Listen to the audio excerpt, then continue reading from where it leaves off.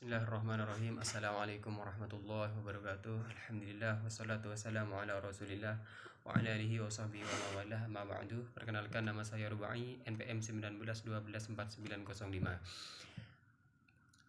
Saya dari kelompok 2 yang akan menjelaskan tentang metode-metode tafsir bil al-ma'sur. Sedangkan saya sendiri yang akan menjelaskan langkah-langkah metode tafsir bil al-ma'sur.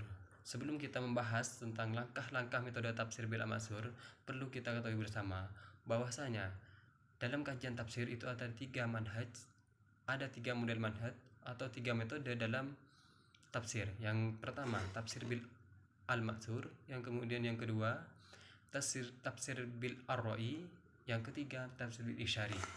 Sedangkan tafsir bil al-ma'sur merupakan sebuah metode yang digunakan oleh para ulama untuk memahami Al-Quran, untuk memahami isi kandungan Al-Quran. Tafsir bil al-ma'sur adalah tafsir yang berdasarkan ayat Al-Quran dengan ayat Al-Quran lainnya, ayat Al-Quran dengan hadis Nabi, ayat Al-Quran dengan perkataan sahabat. Kemudian kita akan memasuki langkah-langkah metode tafsir bil al-ma'sur. Langkah-langkah metode tafsir bil al-ma'sur itu ada 3. Yang pertama, menafsirkan ayat-ayat Al-Quran dengan ayat Al-Quran. Artinya, menafsirkan ayat Al-Quran dengan ayat Al-Quran lainnya ini ada kalanya dalam ayat yang satunya itu disebutkan secara ringkas, kemudian di ayat yang lainnya dijelaskan secara rinci. Seperti contoh di sini di makalah ada surah Al-Baqarah ayat 37 yang artinya kemudian Adam menerima beberapa kalimat dari Tuhannya, maka Allah menerima taubatnya, sesungguhnya Allah Maha menerima taubat lagi Maha penyayang. Kemudian kata kalimat itu dalam kemudian Adam menerima beberapa kalimat dari Tuhannya. Kalimat di sini ditafsirkan oleh ayat Al-Qur'annya, yaitu dalam Quran surah Al-A'raf ayat 23. Kata kalimat itu di sini ditafsirkan oleh ayat Al-Qur'an lainnya yang artinya, ya Tuhan kami telah menganiaya diri kami sendiri, dan jika Engkau tidak mengampuni kami dan memberi rahmat kepada kami, niscaya pastilah kami termasuk orang-orang yang merugi. Artinya, kata kalimat itu di Quran surah Al-Baqarah dijelaskan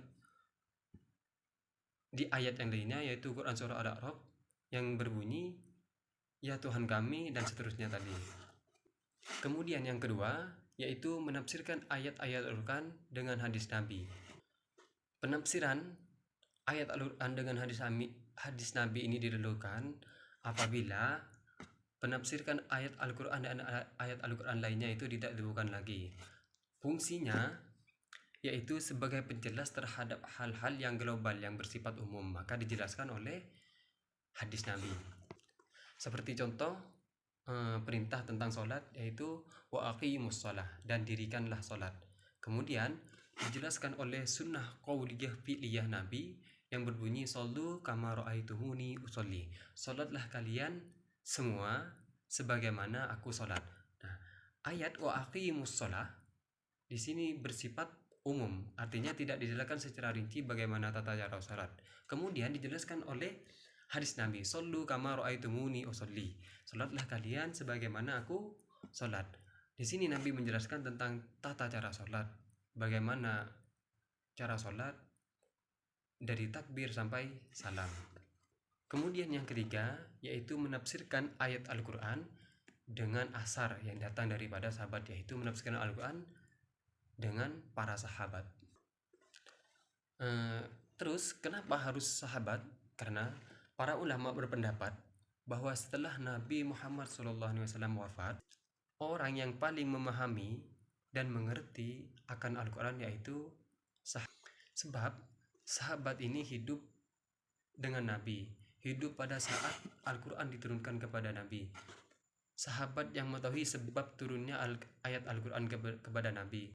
Kemudian sahabat yang mengetahui sebab turunnya ayat yang turun kepada Nabi, yang dikondisikan dengan kondisi masyarakat pada saat itu. Makanya menafsirkan Al-Quran dengan sahabat itu dibolehkan. Contoh ayat Al-Quran yang ditafsirkan oleh sahabat